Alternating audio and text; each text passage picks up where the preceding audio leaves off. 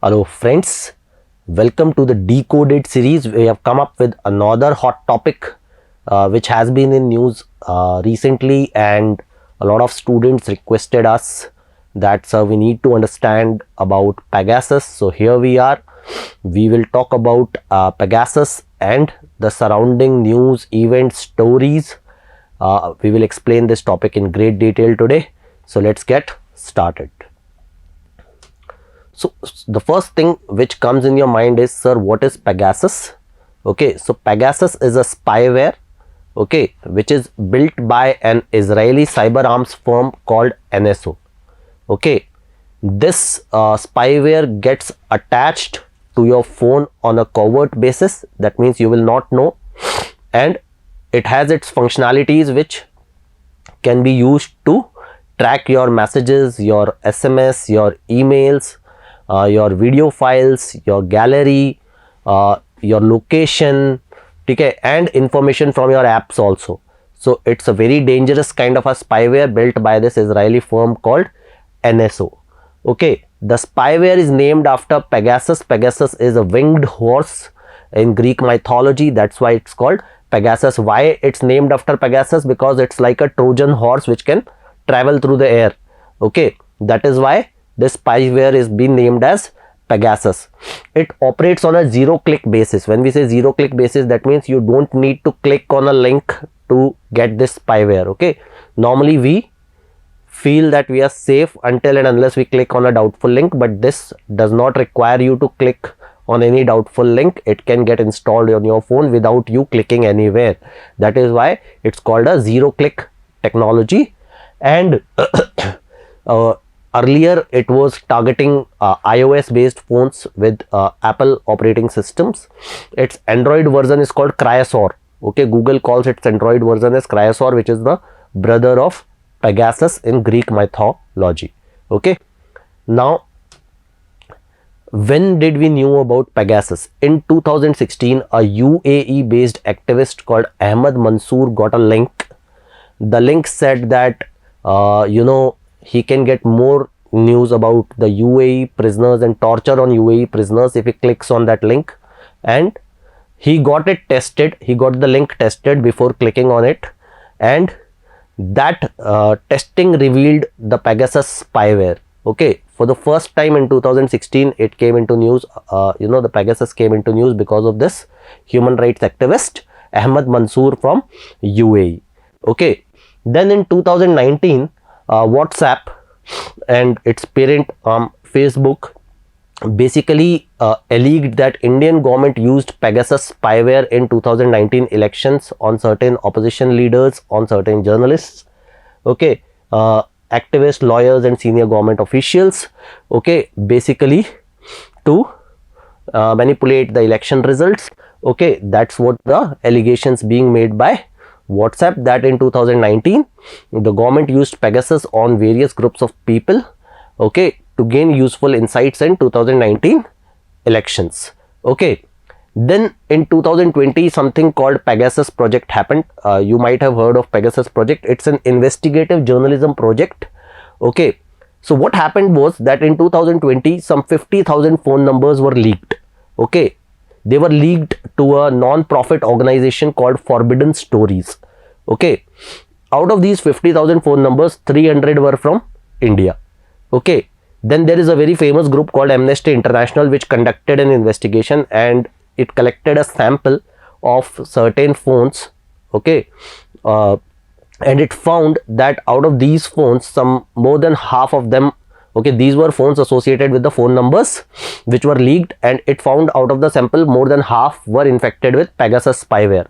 So there was a very clear link that Pegasus spyware is used to spy on these people, okay, people using these phone numbers.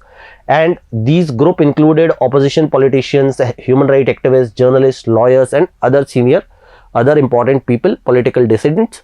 As I told you, 300 of these numbers from in India. What happened then? Amnesty International and Forbidden Stories circulated these reports to 17 media houses, okay, from different countries, These media houses then investigated them independently, and finally on 18th of July they published their reports. In India, the report was published by The Wire, okay, where they alleged that the government is using Pegasus spyware to spy on opposition leaders, on journalists, on lawyers, on political dissidents, on certain other people, okay. And this is obviously a threat to freedom of speech, freedom of press, and the government should reply on the same. What happened then? So this entire thing is called Pegasus project, okay. This entire thing, including these 17 media agencies, including Amnesty International, Forbidden Stories, is called Pegasus project, which came into light on 18th of July 2021. So according to the report by The Wire, this software or this spyware has been used by the government on eminent personalities like Mr. Rahul Gandhi, senior Congress leader, Prashant Kishore, who is also a political strategist, Ashok Lavasa, who is the ex-election commissioner, Mr. Alok Verma, who is the former CBI chief ousted by Mr. Narendra Modi, Abhishek Banerjee, senior Trinamool Congress leader, also the nephew of Mamata Banerjee, Siddharth Varadarajan, who is the founder of The Wire, which actually published this report, and Umar Khalid, which is a prominent student leader, right now a prisoner, okay. Now various other people were also involved, some Tibetan leaders, some more political dissidents, they were also involved in this report, and The Wire has alleged that the government has spied on their phones to track them and basically do surveillance. Now let's understand the response given by the Israeli cyber arms arm NSO. Okay, what NSO says is that it provides this spyware only to the vetted governments. What that means is that before providing this spyware, it conducts an due diligence, it conducts its own investigation into the human rights record, into the past record of the government which is requesting for the spyware, and only after being satisfied with the record of the requesting government, it provides the spyware to that government. Okay, it also says that once it provides the spyware, तो NSO क्या कहता है कि एक बार जो हमने spyware दे दिया, then we don't track that the government is using the spyware on whom. We don't have any data. Now look at these lines. NSO does not operate the system that it sells to the vetted government customers. So once it provides the spyware, it doesn't operate the spyware. It does not have access to the data of its customers, and because of contractual conditions, it cannot reveal the identity of the governments which are using the spyware. तो NSO ने तो किसी भी किस्म की information provide करने से मना कर दिया. ये कहता है आधी इंफॉर्मेशन तो हमारे पास है ही नहीं, because we don't track once the spyware is given, और जो हमारे पास है कि कौन सी गवर्नमेंट्स को हमने ये दिया है वो हम आपको डिस्क्लोज नहीं करेंगे. ठीक है. Now you have to keep in mind that a lot of countries have used, okay, if you go through reports, a lot of countries and their governments and the heads of the state have used this spyware to spy on the political dissidents. Now what is happening in India? A lot of petitions were filed against the government, and the Supreme Court panel led by the Chief Justice of India, Mr. N.V. Ramana, has sought a response from the center कि भैया आप बताओ क्या आपने spyware use किया है, are you breaching your privileges, are you misusing your power to